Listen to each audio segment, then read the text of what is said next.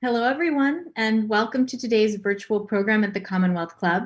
My name is Jessica Jackley. I'm Chief Impact Officer at Aspiration and a co-founder of Kiva.org. I'm excited to be your moderator for today's program. This program is part of the Commonwealth Club's virtual series. We'd like to thank our members, donors, and supporters for making this and all our other programs possible. We are grateful for their support and hope others will follow their example to support the club during these uncertain times.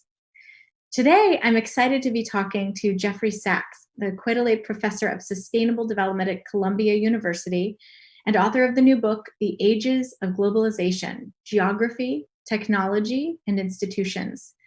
Widely recognized as one of the world's leading experts on economic development and the fight against poverty, Dr. Sachs has worked with students and leaders around the world on these important problems. In The Ages of Globalization, Dr. Sachs argues that today's most urgent problems, from food security and racial equity to climate change, are fundamentally global. He believes we can help find answers to our 21st century problems by looking at our past and how previous generations rose to confront their challenges. If you're watching along with us and have a question you'd like me to ask Dr. Sachs, please put it in the text chat on YouTube, and I'll be asking them later in the program.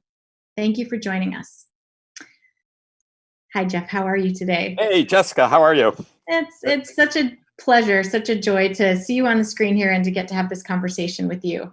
Likewise. Thank you. Yeah, thank you for yet again another exceptional book. I found it to be both a quick read and an incredibly rich text that reminded me of some really important truths as we look back over so much time in the history of the world, but also so many really fresh new ways of looking at things, so many new insights. I loved it so much. So thank you on a personal note for that. While I knew this book would be intellectually very interesting, I was also pretty amazed at how personal it felt. And not just because now I know to work a little harder on my victory garden and maybe to go get a horse, but the things that we're dealing with today, right now, this strange moment in history, I mean, insight after insight felt relevant. So I want to go way back to the beginning, although I'm very excited to fast forward up to the moment that we're in right now, because I think there's so much that each listener, each watcher today can learn. Let's go way back. You open the book by saying humanity has always been globalized.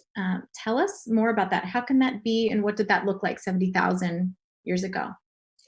Yeah, thank you very much. The book is actually a very personal book for me also. It emerged out of some lectures that I gave at Oxford a few years ago because I wanted to put together thoughts, ideas, and practices of mine over the past 40 years.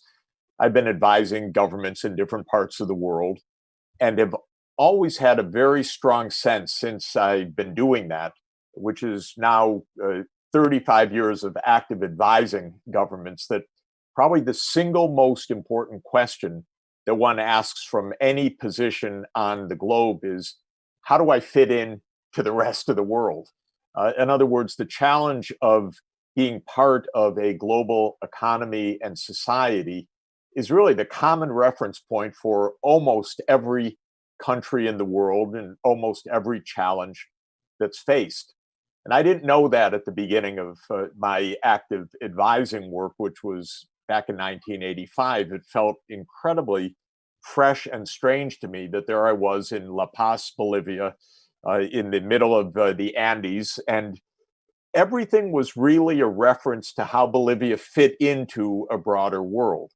A few years after that, I found myself in Poland in the midst of the 1989 revolution.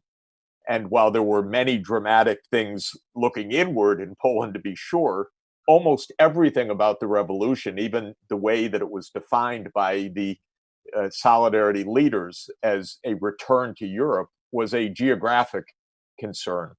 And geography loomed very large.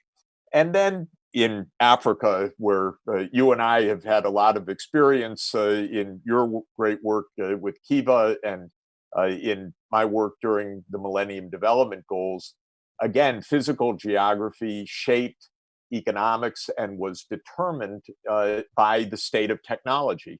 could we fight AIDS? Could we fight malaria? How could one address some of these very geographically specific challenges that were looming large in development? Well, all of this is to say it took me a long time to understand this interaction of geography, technology, and institutions in any single place and in our modern period.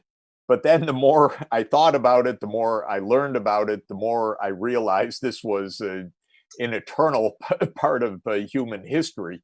If you go back to some of my now favorites of Aristotle's ancient Greece, or other parts of the world at key moments of history, it was similar considerations of the interactions of geography, of institutions and technology. So this was an attempt to create a kind of approach or schema to looking at these challenges, and with the help of putting a date on critical periods of human history, starting, as you say, with the original dispersal of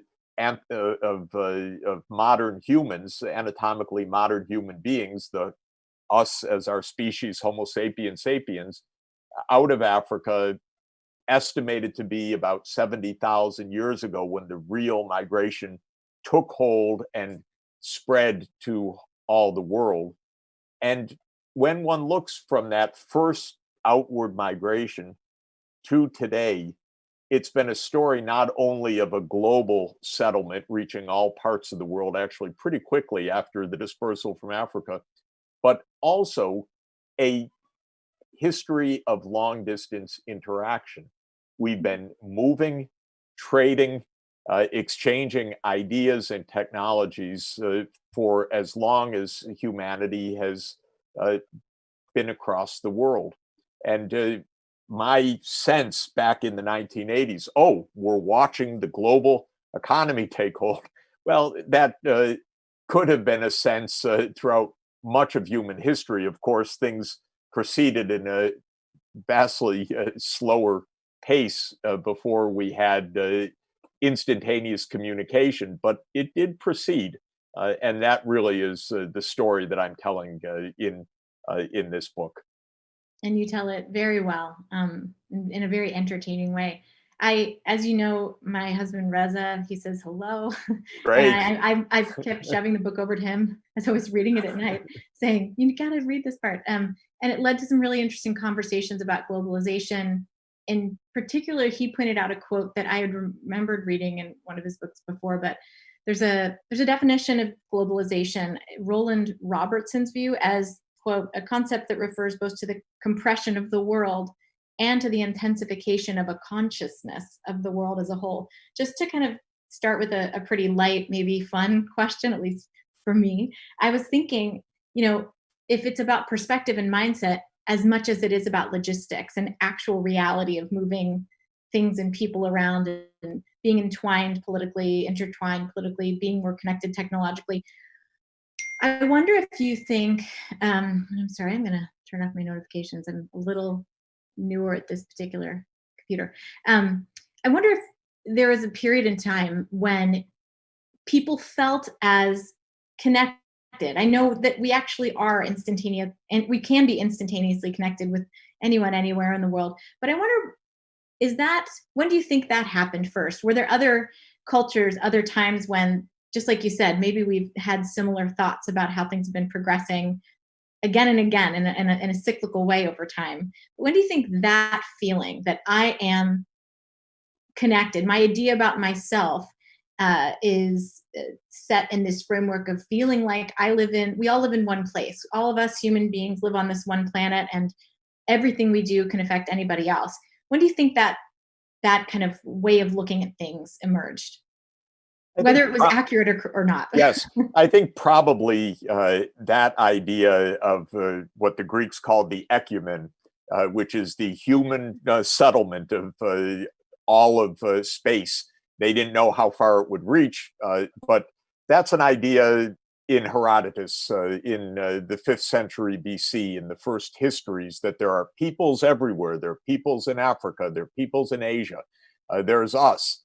Of course, the Herodotus is an amazing amalgamation of remarkable first history, and also of a lot of the fantasies, the stories, the legends that were told, because so little was known about even 1,000 or 2,000 miles away.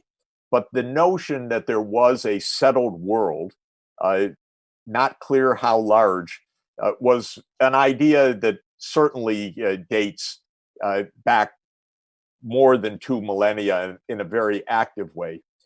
Long distance trade is a reality, of course, by the time of the Roman Empire, trading with China, not quite understanding what's on the other side, but histories of emissaries traveling very long distances, far before Marco Polo made his way to Cathay. We know that there were ideas about an interconnected world. There were not sharp, clear understandings of that world, but I think the next phenomenal breakthrough, of course, came with what Adam Smith called the 2 most significant events in the history of mankind. And I quote that part of Adam Smith's writing from The Wealth of Nations here, because it's such a striking, remarkable excerpt of his writing. But for him, the 2 most significant events in human history is Columbus's voyage to the Americas in 1492 and Vasco da Gama circling the Cape of Good Hope and making his way to Asia, linking Europe with seaborne navigation and then trade at the end of the 15th century. This was completely mind-blowing. This sense that, first of all, there was a new world that was not in the Bible. How can that be? We thought we knew the whole world. We thought we understood the world, and suddenly there's a whole new world of exploration.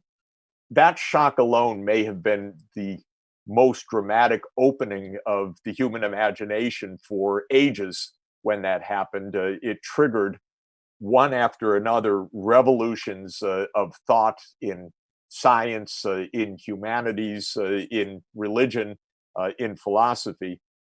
It was shocking, but that was the time, I think, that there was the sense of the world that we know now as really being an interconnected world.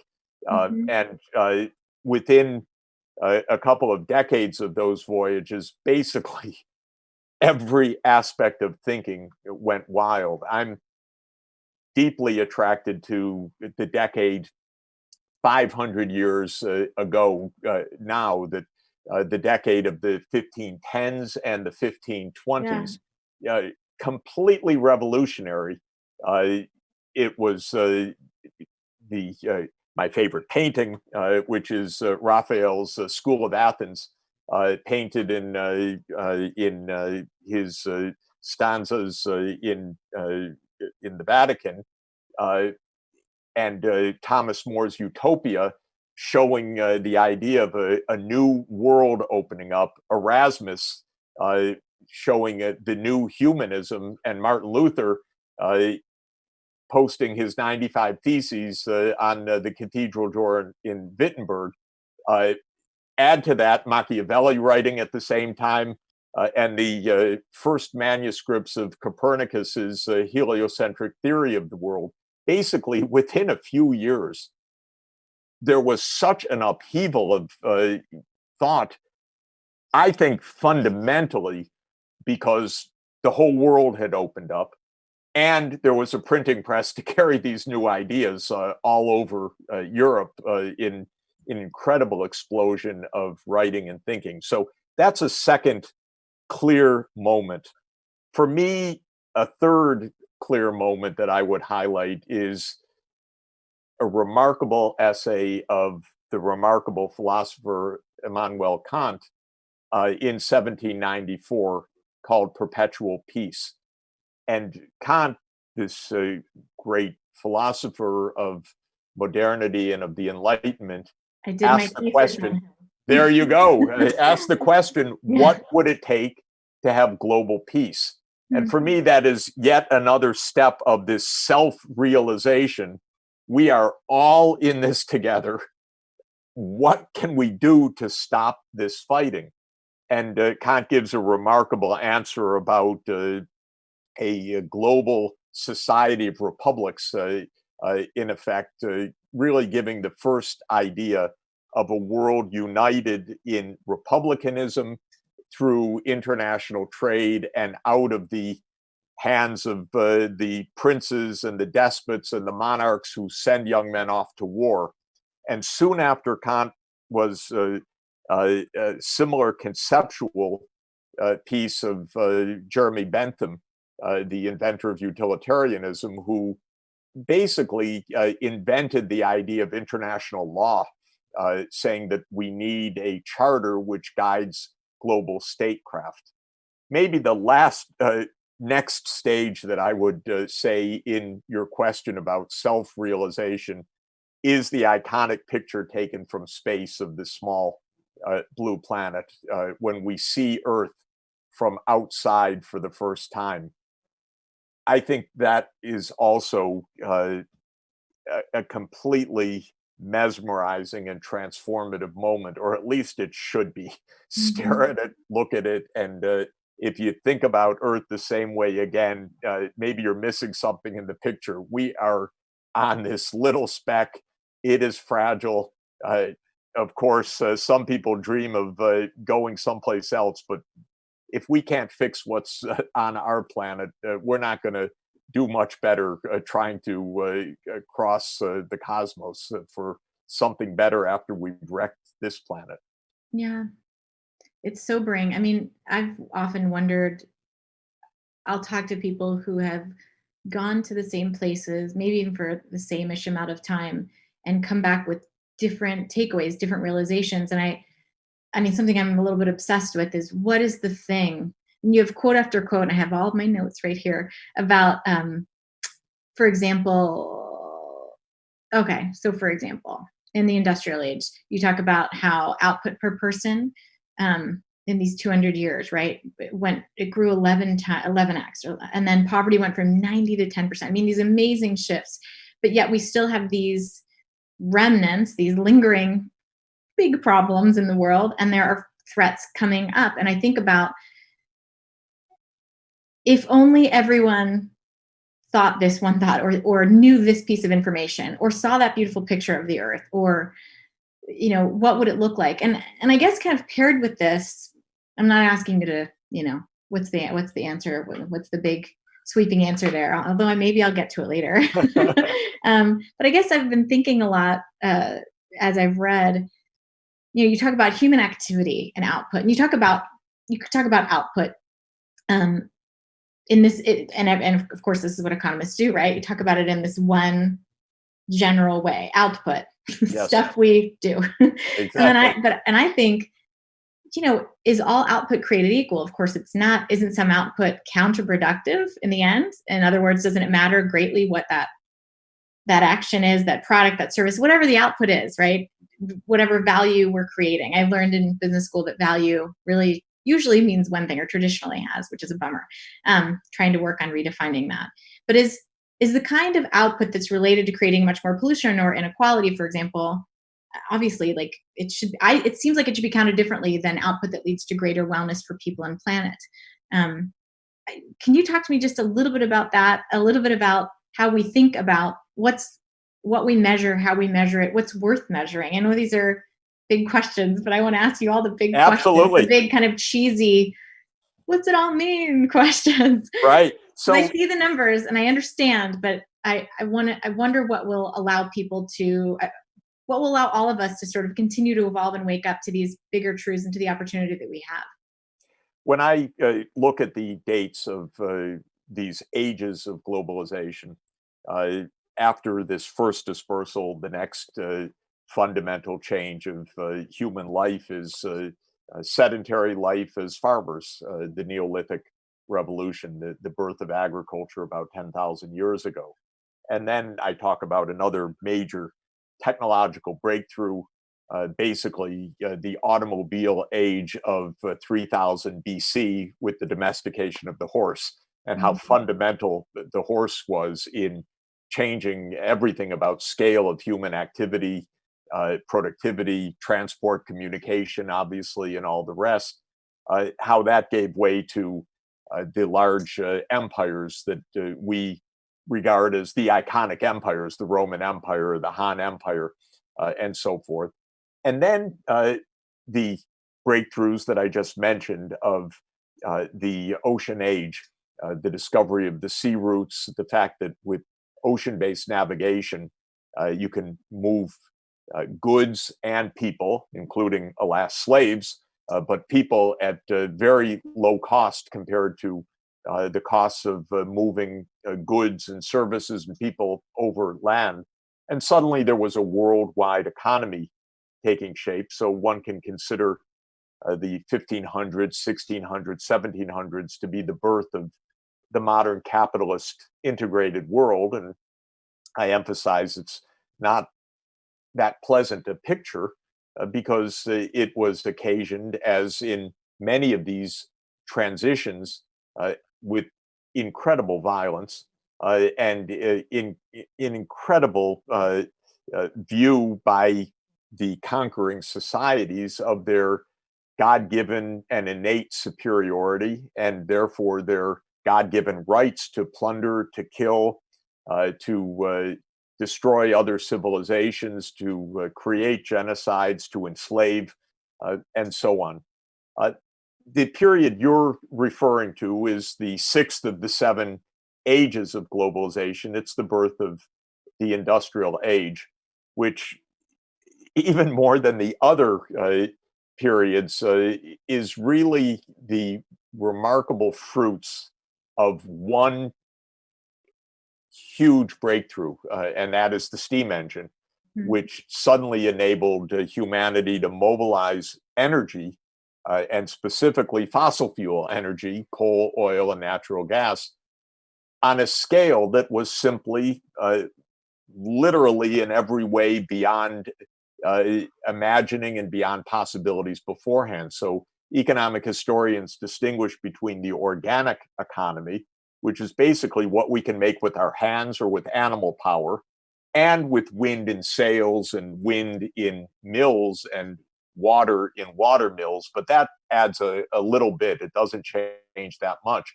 And what could be done in the steam age, which then became the age of the internal combustion engine and the age of the gas turbine. So there is a breakthrough that took us in 200 years from almost everywhere living at near subsistence, almost everywhere living still in rural communities, something hard for us to think about because if we're lucky to visit Paris or Beijing or Rome, you think that civilization is urbanity. It's great cities and great cities of the past.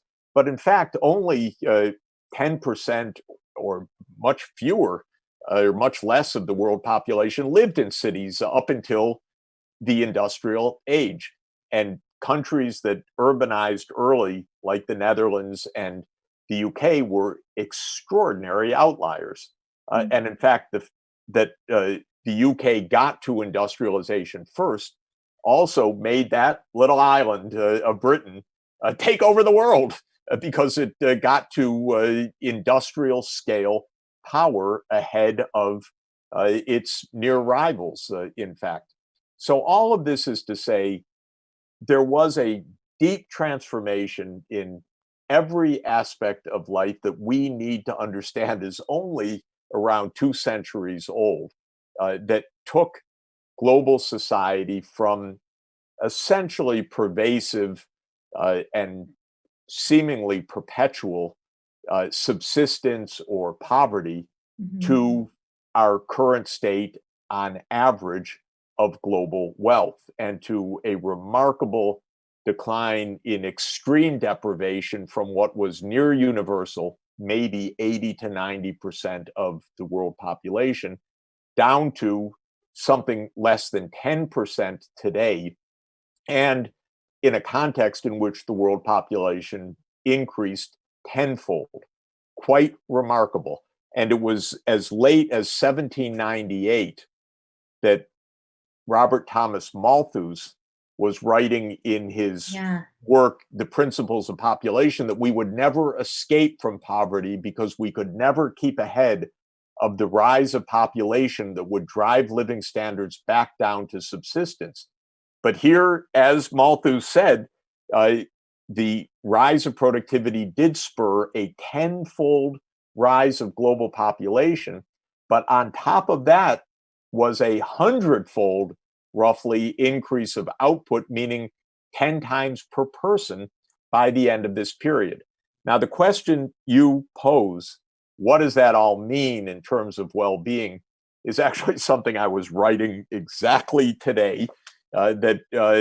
What may have made sense philosophically, and I'm writing a little bit about the philosophy of economics right now, what may have made sense philosophically in 1776, when Adam Smith wrote The Wealth of Nations, that wealth would be the goal, made sense in a world of scarcity.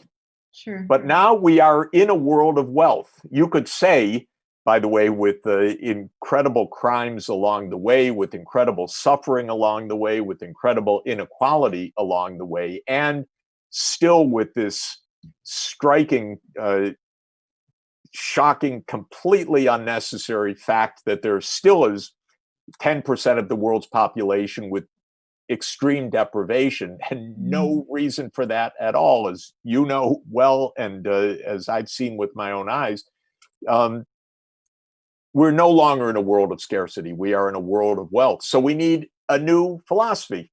We don't I loved need. how you said today, if he was writing today, it would be the wealth of sustainable development of nations, right? Well, Or, what I'm proposing in the shorthand is the well-being of nations rather than the wealth of nations, because the basic idea of the ethical underpinnings of our lives and the ethical underpinnings of economics is ethics in its true sense is not do this, do that. It's what's good for us, good for us as human beings. And Aristotle, who invented the science of ethics, said ethics is the way to achieve happiness. And that's what our politics and economics should be about. Adam Smith, who was also a moralist and a very great humanist, he wrote The Wealth of Nations to promote wealth. And looked at now, we shouldn't be trapped in that concept for exactly the reason you said. But going back to 1776, it's pretty plausible as a shorthand that more was really a good idea. And what happened in the history of philosophy, which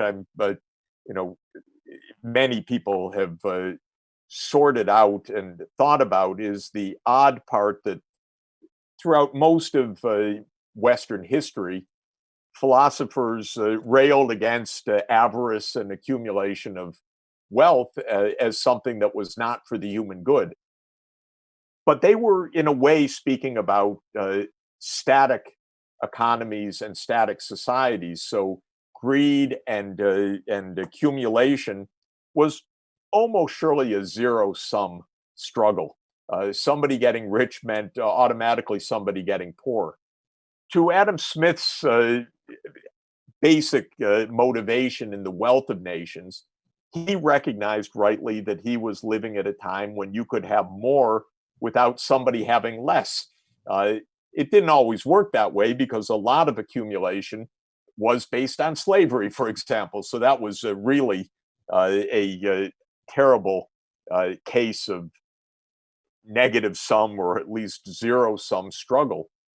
But a lot of what Smith argued, and that what really came to be the case in the 19th and 20th centuries, is you could have more without anybody having less, because our technologies were getting smarter and smarter. But fast forward to where we are right now, your question is extremely pertinent for many, many reasons. One is the idea that, well, there's an endless frontier to accumulate. That's wrong. We've reached our limits. We've reached Right. physical limits. We're destroying the planet by what we're doing right now. Yeah. That was not the case 200 years ago. We didn't really understand, of course. Well, we did understand, I should emphasize, by the way, as early as 1896, scientists understood that the fossil fuel age had this twist to it, that it was going to start to warm the planet. They didn't Yeah. necessarily realize in that first inkling that this was going to be a huge danger, but already we've known for decades that's a kind of planetary boundary, that more is not good. We just have bad accounting right now. We think we're getting wealthy, we're actually destroying the planet. So that's one part. But the second part is, maybe in a way, I don't want to overdo it, but you could justify avarice and greed if it leads to accumulation that adds to a bigger pie that eases this uh, scarcity that humanity has suffered for so long. But today, uh, it's clearly not the case that it's absolutely vital for the United States to add the next percent of GDP. That's absurd. We have so much wealth. I mean, by the way, even unimaginable amounts of individual wealth. Uh, and we have the ability to solve our problems of deprivation. It's actually, in a way, our ethos, which is blocking us more than anything right now, Yes. because our ethos of uh, rugged individualism or get what you can, which may have made sense in the age of accumulation of wealth, is highly detrimental now, when our problem is not wealth, our problem is social connectedness, our problem is ability to Yeah. cooperate with each other, the need for trust with each other. Our society, sad to say, in the United States, is falling apart. And one of the reasons it's falling apart actually is that our ethics right now are really for a different era. We need, and one of the things I'm arguing is we need to go back to Aristotle, to Jesus's teachings, to other uh, uh, ancient wisdom ethics, because they were about social connectedness. They were about justice. They Yeah. were about deeper meaning than wealth. Maybe, again, just to beat it dead, you could excuse the focus on wealth accumulation if you are able thereby to escape from poverty. But we long ago escaped from poverty. Really, our challenge of a good life is something very different. And the fact that the United States simply cannot solve any major problem right now. We can't stop a pandemic. We can't face our profound social inequalities in an honest way. We can't make a budget that is decent for the common good. All of this is a sign of something wrong with our ethics more than anything else. It's not wrong with our wealth creating mechanisms. It's something about how we view our role in the world. Mhm. To bring it back to the book, geography, technology, institutions are about ideas, about how we organize our lives, about the philosophy that we live by. And we need, because we are in a new age right now, we need a new ethics that is still true to human well being and human nature, but at least is up to date with planetary realities. What are those? That we're global, that we're interconnected, that it doesn't, that we are not the be all and end all of the planet, one country, one race, one anything. We are 7.8 billion people really packed together tightly now. And wealth accumulation is not our major struggle by far. So I mean, I want to ask you a million questions. That my job is very hard today because there's so much here. I have to say, I think it was all the way back in chapter 1 of the book ish, where you quote Weber and you talk about institutions and political rules, and how there's this very deep connection with once the state is organized, it has a quote monopoly on the legitimate use of physical force. I mean, it took my breath away because I've read this stuff before, but not right now, given the context, right? Given what we are just watching unfold around us with Black Lives Matter, with this global conversation happening right now about the abuses of police force. So a theme that I love that you bring up again and again in the book, and that you're talking about a little bit now, is look back to go forward, right? To be able to know what to do next and how to solve some of our problems. So it can be Micah, you can take your pick here, but part of me wants to ask on this particular issue, right? Was there a time in which you think force, power, and the connection that it has with the formation, the organization of a state, right? Of a community, if I can be that touchy-feely about it. Yep. Are there other times that you think of that you think it was done better then, here's how we could do it better now, looking to that example? Kind of one Right. way I want to ask about it. But in general, if you want to make it a broader theme, go for it. This is your show. As you think about the ethics that are so lacking today, I know given you can't just go pull what worked at one period in time and recycle it and use it again now, but where can we look for inspiration? What can we borrow?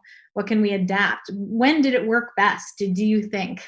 When were the ethics in line with the reality of the world in which people were living? When Weber talks about the state as the place of the monopoly of the legitimate monopoly of force, he's not really saying that the state has the right to use force, or that the state is based on force, but he is saying that the state should not face competition for legitimate force, and it's really a claim about what can make for a peaceful society. Now, in what context could the state be the locus of legitimate force or power, and things work out well for the people in that society? Yeah.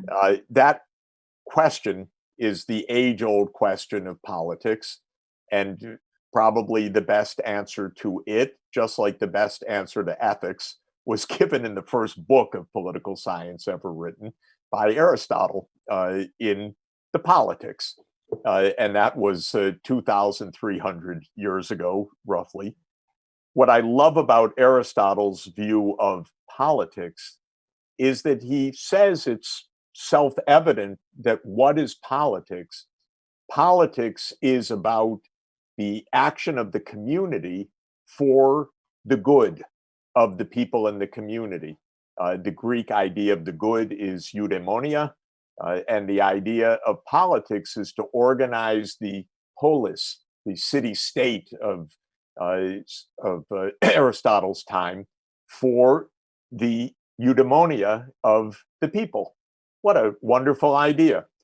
And how far it is from our idea of politics right now. Yeah. Our idea of politics is much closer to Machiavelli's idea, written in, I think, first manuscript form in 1514, that 500 years ago that I mentioned as being such a dramatic time. Machiavelli, by the way, was deeply steeped in classical philosophy and was a wonderful historian and scholar, but he wrote what we know of as a very cynical handbook that views politics as power. Politics is a game. It's a game of power. And the prince should do what the prince needs to do to hold on to power. It's a very bleak picture. And it is unfortunately a closer picture to American politics right now than Aristotle's vision of politics as being the way that a political community pursues the common good and pursues happiness. So what Machiavelli gave us was something rather dark. Now, interestingly, of course, our roots of political thinking follow the British line of thinking. And Hobbes, in writing in the midst of the English civil wars of the middle of the 17th century, has the idea that what human beings need is kind of a Weberian monopoly of power, which Hobbes calls the Leviathan. He was writing at a time of civil war, and for him, absolutely the highest aspiration was not happiness. In fact, he didn't really believe in happiness. He believed that people were insatiably pursuing fame and insatiably pursuing wealth, so they couldn't have any happiness. They were inevitably colliding with each other. And Hobbes said, in a state of nature, they'd kill each other. Life would be short and brutish. So Hobbes said the only way to stop people from doing damage to each other was to have an all-powerful state. Now, the point I'd like to emphasize is that Aristotle had a much brighter picture of human beings. He didn't have a fuzzy-headed idea that humanity was all good and it was all touchy-feely and we all love each other. He had the idea that there were two sides of human nature. For him, a kind of animalistic, instinctual nature, and a higher nature, which was based on our unique capacity to reason. So Aristotle said that humankind's highest calling was cultivation of reason, that as a reasoning being, that was our telos, that was our purpose. And he believed that we could live in a civil society, we could live as political animals in the polis, in the city-state, peacefully, if we would restrain our animalistic side and promote our rational side. And he said that politics should be about instruction in virtue, in well-being. We should teach good manners. We should teach sociability. We should teach self-restraint. We should teach the idea of the common good. We should teach the virtues, is how the Greeks put it, arete, or the excellences of character. And that has a lot of appeal to me, actually. So Hobbes is a very bleak picture. Machiavelli is a very cynical picture. Aristotle is a very realistic picture, in my mind, of the two sides of human nature. Now, for Aristotle, it was a little bit easier. He lived in Athens. He actually had to flee Athens for his life. It was not so simple. He knew the world wasn't so simple. But what do we do in this global world? 7.8 billion people.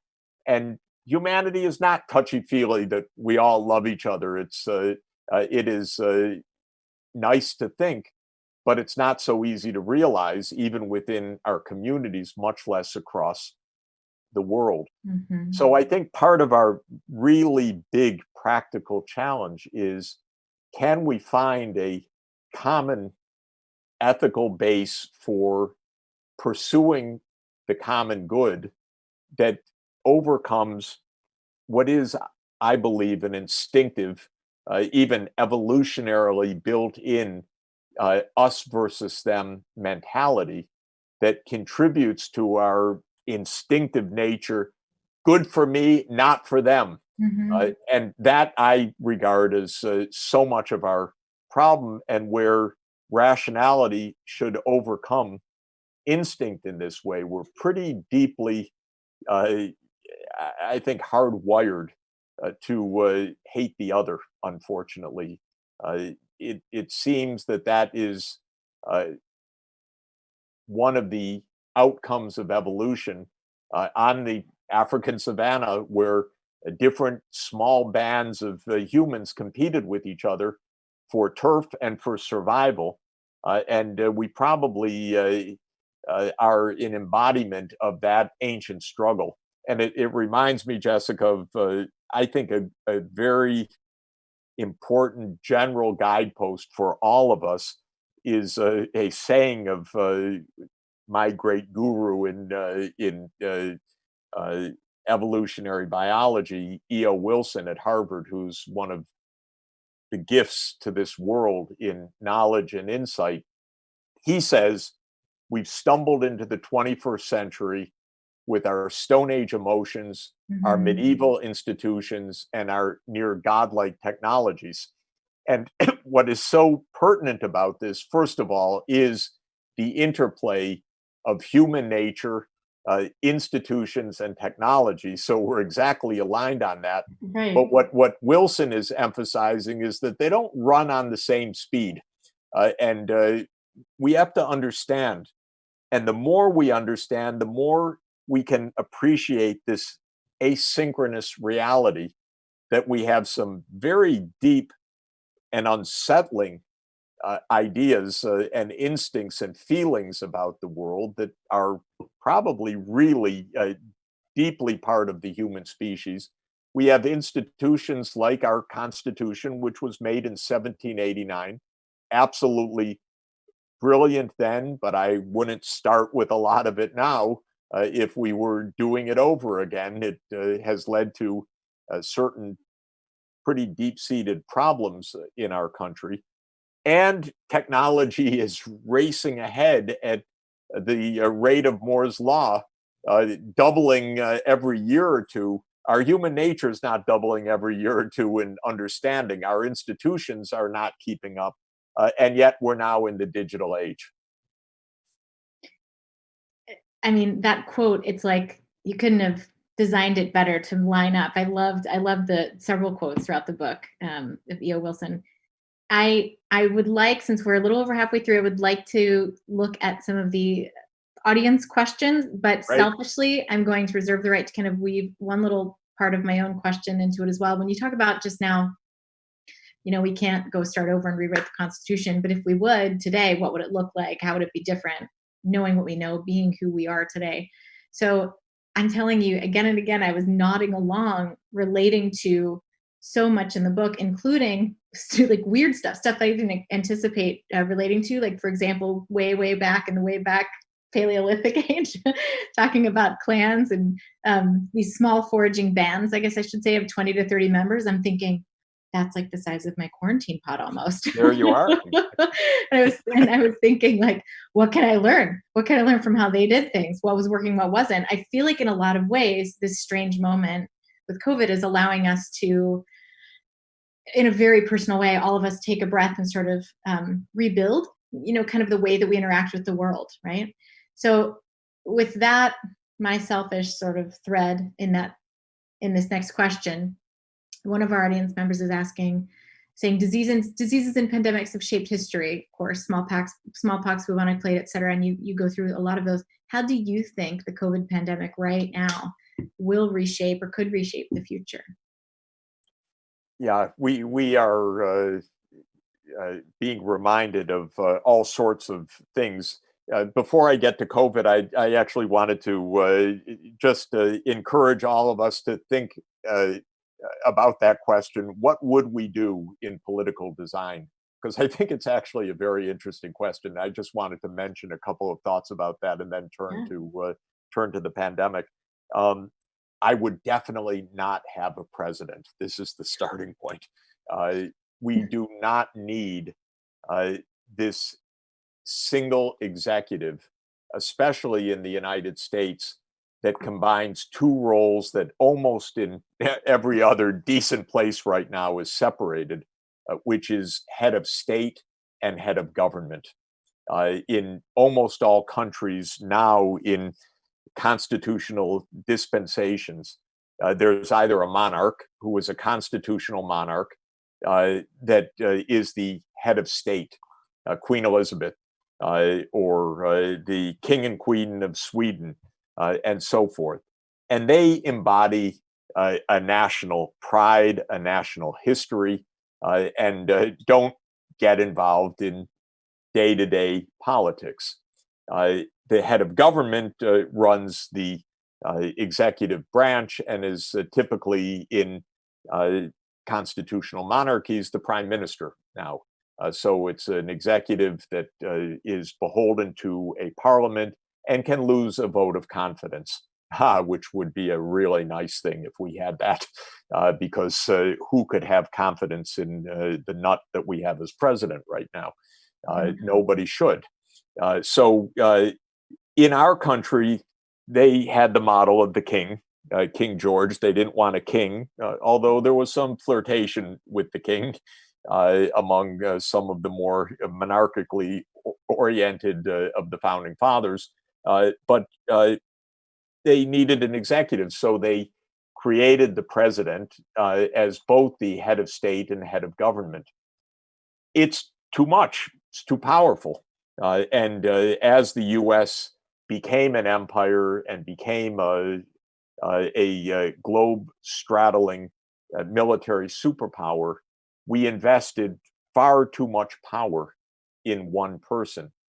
And thanks God, most of the time, the people in that position were somewhat normal or close to normal or even normal and sometimes gifted. But now we have really, in my view, a clinical case as president, and it's extraordinarily dangerous. How does he govern? He governs by executive decree almost entirely.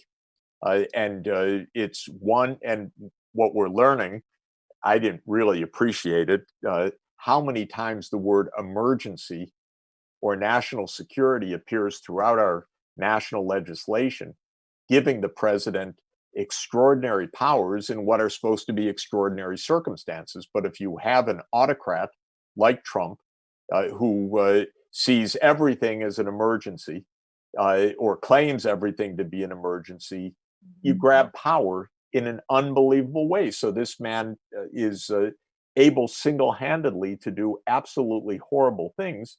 And you have to remind yourself every now and then, hey, we're supposed to be a democracy. And the only thing that holds Trump back, practically speaking, right now, are the courts on occasion, but not systematically enough, especially since he's appointed 200 judges that are going to have a very, very typically pro-executive power outlook. So this is where I would start. But I'd also like to raise another idea, because I hope that people listening online will take it forward better. In 1789, not everyone, of course, could go to Washington. So we had the idea of republicanism, of representative government, partly out of a normative thought that representatives would be specialists trained in politics, trained in legislation, and out of the practical point that somebody had to decide. And in a country spread out along the Atlantic seaboard, it couldn't be the self-governance of Swiss cantons. We were larger than that already back in 1789. It would have to be representatives taking a long journey to a single location to do the business of the nation, and that became Washington. Well, now we easily interact. I really kind of wonder about the role of Congress also. So I'd like to get rid of the presidency. I wonder what we really need representatives for exactly. Now, the argument against direct democracy is about its potentially radical and dangerous nature, swings of whim, and so forth. So arguments against direct democracy date back to before Aristotle's time, actually, and were already discussed by Aristotle at length. And the idea of government by the demos was the people was already a charged idea. So I don't necessarily mean the downsides, but I wonder what could we do through truly online group activities why should legislation be written in the middle of the night by corporate lobbyists rather than being posted and worked on like a Wikipedia page, which is actually, on average, a remarkably good source of information. I don't know how exactly it doesn't get distorted more often, but it's a pretty darn reliable source of information for Yeah. an unbelievable amount of entries. What if we worked on legislation on police reform or any other topic as a society? People could post their essays, their expertise. We could have witnesses that the whole country sees. We could have people propose phrasing, ideas, and approaches that the rest of us could weigh in on. Uh, I think we would find ways to express the common good vastly more effectively than we do now. And I'm, in general, a technophile and a techno optimist, although the whole book is filled with the fact that you can militarize anything under the sun, including, obviously, artificial intelligence and online. And every day we're filled with the debates about that. But I am, in general, a believer that the new technology should allow for an e-governance in a way that we haven't had before. And I'd like to get on with some attempts at that and some experimentation at the national level, certainly at the state and local level, to try to demonstrate the case. Now, that segues into COVID-19. First, we don't know how long this disease is going to last and how uh, deeply it is going to disrupt societies for two reasons. If one of the 100 or so vaccines that's under development now really proves to be highly effective, that will truncate the pandemic. And let's hope that that's the case. I would say the most optimistic views about that are hype rather than reality, that within a couple of months, you could immunize billions of people. We would never know the safety of what we're doing on such an approach, and it would be a reckless rush to do something like that. So it's going to take time. But what it could also prove to be the case, as it has been with HIV, that we had a Secretary of Health and Human Services in 1983, Margaret Heckler, who said, we're going to have a vaccine by the fall. And that was 37 years ago, and we don't have a vaccine in sight. So we don't even know whether there will ever be a vaccine, much less what's claimed and hyped in 2021. Now, saying that, there's a lot about the virus we don't know, and we're not controlling it also. And American society is proving to be pretty damn obstreperous and difficult. And we even politicize face masks. Are you kidding? What is wrong with this country that face masks became a left-right issue? It's, of course, in large part because we have excuse me for saying it, but I believe a psychopath as president who has basically created as much hate and division as he possibly can as his mode of behavior and mode of governing. But we're a very difficult country right now that we can't even physically distance, wear a face mask, and keep this under control. And it's become a matter of fundamental rights, as if people have a fundamental right to cough on someone or to spread a virus. And people are apparently not much aware that the face mask is first and foremost a protection to other people, not even to yourself. So it's just good etiquette. It's just good decency. Of course, it's also self-protective as well. Now, what I'm seeing, watching the data as others are, so many countries in the world are absolutely not controlling this virus.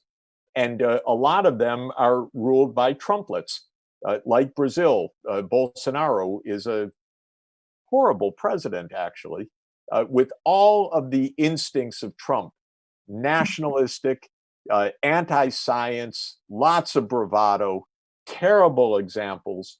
And Brazil is having a fulminant runaway pandemic right now. Mexico, with its own populist leader, is having a runaway epidemic right now. So, this is the next point that I would say how deep and transformative this is depends on how we act, because this is a controllable virus, but we're not controlling it. How do I know it's controllable? Because China, Taiwan, Hong Kong, Vietnam, South Korea, Japan, Australia, New Zealand have all controlled it. Not perfectly, but they have such a few cases that when the inevitable new outbreaks come, they're able to contain them, to suppress them. So if the whole world behaved that way, with rationality, with cooperation, with exchange of best practices, we'd be over this in 3 months, because each place would suppress the epidemic. We would then bolster that control with public health teams, testing, monitoring, and we get through this. But we're not doing that. So that's the next peculiar reality. This is going to be painful because governance is so lousy right now in so many places, including our own country. Then the longer this goes on, the more threats to basic world order. People are suffering. Poor people are out of jobs. They've lost remittance income. They're losing their ability to stay in perhaps countries where they are working on visas or temporary stays. So there are a lot of crises that are building up, a lot of financial pressures, a lot of debts of the public sector in almost every country in the world. The failure to control the virus means that we're deepening the economic impacts and the shadow that this will have on the future. Yeah. Two more points I would make. The Asia Pacific, on average, has done vastly better than the North Atlantic. So the North Atlantic means us and Canada and Mexico on the western side of the Atlantic, and it means Western Europe on the other side. And by and large, all of us, the rich, advanced, sophisticated countries, failed to suppress the epidemic early on. And many of the countries, notably the US and the UK, as two of those countries with similar politics right now, are still in an ongoing wave of infection. In the Asia Pacific, as I mentioned earlier, most of the countries have suppressed the virus. And they've done it in a pretty sophisticated manner, actually, with a lot of digital technologies, a lot of creativity, a lot of know how, and a lot of much tighter social organization, a Confucian culture, I would say, rather than I get to do whatever I want culture uh, of America. So this means that the geopolitics is really pushing even the faster rise of East Asia. And that already was a mark of this new age of globalization. We're past the American century. We are into a multipolar world where East Asia plays a larger and larger role. Very complicated set of issues because East Asia is not so harmonious amongst themselves. But if they looked at what's happening right now, they'd say, hey, we can cooperate together. We don't know what's happening on the other side of the world, but at least we have the epidemic under control.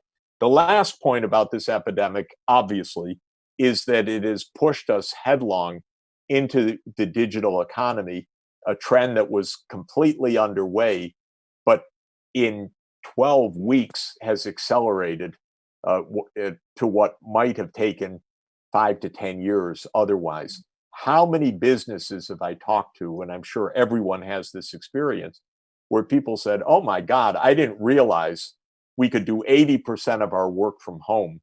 We're never going to go back to the office the way we were before. Mm. This is happening everywhere.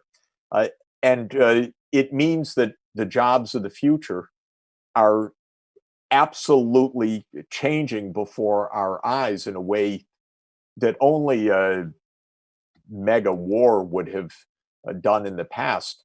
Within a few weeks, we're redefining the workplace. Right. We're redefining the office. We're redefining how we interact, how we work together, how teams work together, uh, how government provides services, uh, how we expect our goods to arrive. Mind you, of course, it's a cliche. All of this was happening beforehand, but the acceleration of it has Yeah. made people realize the tools that we have. Now, in general, I like it. Uh, I don't like not being able to go in to see colleagues, but 1 or 2 days a week is going to be fine with me. Not 5 days a week. It already was fine with Yeah. me before.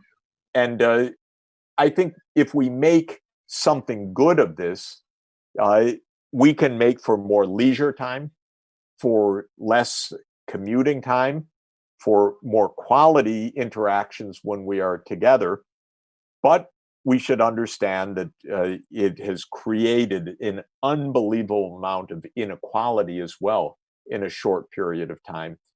People Right. with online applicable skills have their jobs, they have their incomes, they have their daily routines, they have their Zooms from morning till night. Uh, People who are working in shops, doing local services, frontline responders, and so forth, have lost incomes, have faced infections, don't have the luxuries of the generally much higher paid workers, and don't have an easy answer right now. And a lot of people have lost their wealth. And on the other hand, Jeffrey Bezos has gained about $50 billion in net Yeah. worth since the start of the year. So these are real issues for our society going forward. I hear you. I mean, it was a fantastic question, and I'm glad that it was asked, and I'm glad that it was answered. And I can't believe this, and I hate to do it, but our time is just about over. I wanted to cite one thing as we close. There was, I guess it was in the classical age section of the book. You talked about how there was this awareness, this consciousness that the participants themselves felt that they were writing the history of humanity, and I felt like that maybe above so much else, that for me is something I'm going to take away, and that I hope we can all take away, that's actually a truth all the time for all of us. And my hope is that conversations like this, the more people that get their book in your hands and can think through these ideas with you, the more we can come back to that awareness. So Thank thank you you. so much, Jessica. Oh, thank you. It's been an honor to talk with you today.